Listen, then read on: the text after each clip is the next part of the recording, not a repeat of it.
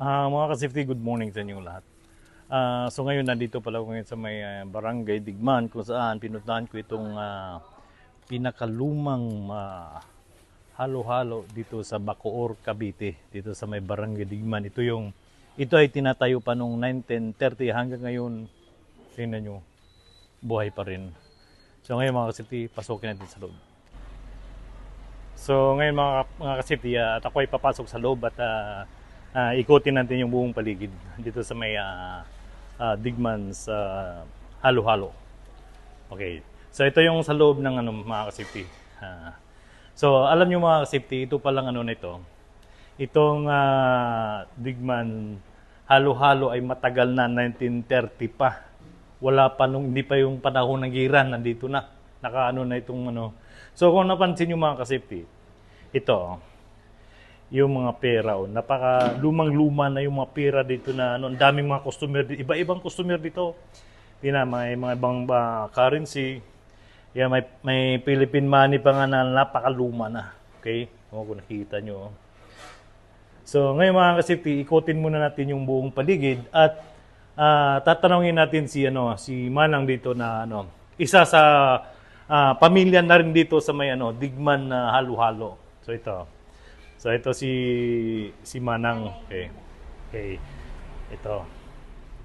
So ito nga pala si Nanay Minda. So Nay, nakita ko kasi ito sa Google, 1930 pa ito. So wala pa yung gira ng panahon na tinayo na ito. Itong lugar ng ito o hindi pa, doon sa loob pa. Sa loob pa. Mesa lang siya, yung mesang maliliit. So alam niyo mga ka-safety, nung una daw 1930, misa pa yung maliliit. Yung may-ari nito si Raimonda Toledo Ugalde. Hindi. Oo, Ugalde. Raimonda Toledo Ugalde. Yun ang pinakaunang nagmamay-ari nito. So, pero ang sumunod sa kanya, sandali lang siya. Ang talagang nagtuloy, si Aling Nene. Sino naman yun si Aling Nene? Anak ni Raimonda. Bali si Raimonda, yung anak niya ang sumunod nito. Oo. So pagkatapos ng anak niya, yun naman mga anak ni Aling Nene. yung mga anak naman ni Aling Nene. Mm-hmm. So isa ka na doon sa yung anak ni Aling Nene na pangasawa ka ni anak ni Aling Nene. Pero yun yung mga ka-safety ganun pala katagal nito, 1930. Wala pa yung panahon ng gera, tinayo na ito. So ngayon mga ka-safety, tatanungin ko si Mana kung ano yung mga sikreto dito, bakit tumagal ito ng ganito katagal ang nila, yung halo-halo. So, alam niyo mga ka-safety, pag yung halo-halo na hindi masarap, talagang magsasara na kasi hindi gustuhan ng mga tao. Pero dito, bakit 1930, anong taon na yun? Ano pa rito, nagbubukas pa. So ngayon mga ka-safety, tatanungin natin si Manang kung ano yung mga sikreto nila dito. Okay. So ito. Manang, ano itong mga nyo ito? Ano yung Halo namin. Ayan. Sago. Sago. Ito. Munggo. Tapos ito. Nata. Kaong.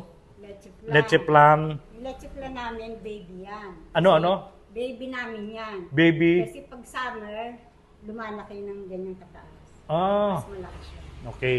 So ito, ano itong maliit? Makapuno. Yung sa taas. Garbanzos. Ito. Beans. Ube. Ito. Red gulaman. Ito.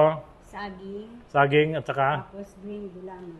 Okay. Pag So, may panahon ng langka, may langka rin yan. okay. At saka kondol, pero yun ang pinakamasarap na halo sa halo-halo. Okay. Kaya lang ngayon, mahirap lang bumili nun. Ganun ba? Wala na ata nagtatanong sa atin. So, yung mga Ricardos nyo nung unang panahon 1930, ganun pa rin tinutuloy-tuloy nyo o gumawa kayo ng ibang Ricardos? Nadagdagan din siya ng kasi noon pero halos pareho din. Parehos lang yung mga timplada nyo. Okay. Ang timpla niya is pareho talaga, hindi binabago. So, biro nyo mga ka-safety, 1930. Anong taon na tayo ngayon? 2026. Ganun katagal na ito. siguro dito sila palagi si Irap Estrada. Ah, hindi ko matandaan eh. Kasi 1976 na ako napupunta rito. Si Manang pala dito, 1976 na pala dito napunta.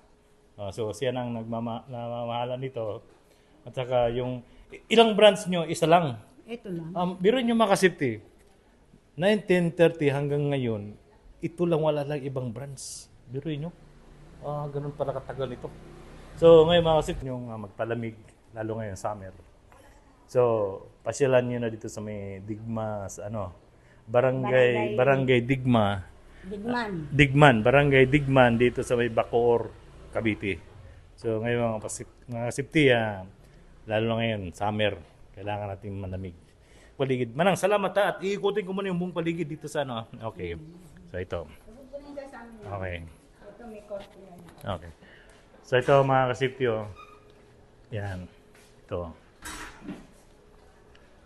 Yan, itong nakita niyong pera mga kasipti. Yan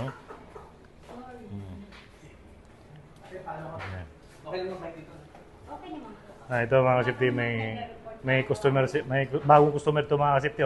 Sir, pwede matanong sir, bakit alam yung dito? Yung Digman halo-halo, sir? Paano yung nalaman yung Digman na halo-halo dito, sir? Ano po yan, discovery lang sa through kasi nagbabike kami. So, na-discover namin tong parang lumang area ng Bacoor. Okay. So, biruin nyo mga kasipti, ito mga bikers ito, iniikot nila yung buong Cavite.